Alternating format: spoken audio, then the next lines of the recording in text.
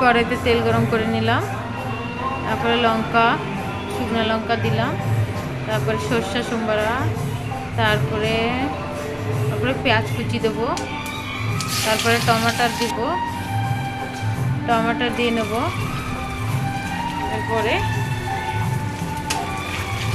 রসুনের পরে টমেটো দিব,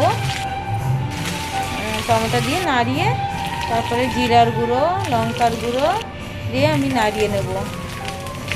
নাড়ার পরে কচুলতি ঢেলে দেবো।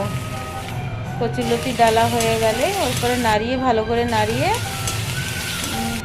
করে নাড়িয়ে হলুদ দেবো, কালার হওয়ার জন্য পরে দেবো হলুদ। তারপর স্বাদ অনুসারে লবণ দেবো, নুনটা মানে লবণ নুন একই।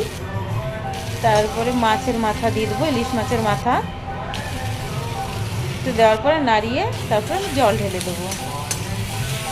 জল ঢালা দেওয়ার পরে এরপরে কিছু সময় হওয়ার পরে আমি সর্ষে বাটা দেবো। আমার পরিমতন, আমার যেটুকু লাগে যেই হিসাবে সেই হিসাবে দিচ্ছি আমি। সর্ষে বাটা দিয়ে নাড়িয়ে চেড়ে আমি নামিয়ে দেবো। একটু কাঁচা লঙ্কা দিয়ে তারপরে নামিয়ে দেবো। হয়ে গেছে আমার। আপনারা এমনি বানিয়ে খায়া দেখবেন, খুব টেস্টি। খাওয়াটা তো দেখাইলাম না, যদি দেখাই তো জানবেন খুব টেস্টি।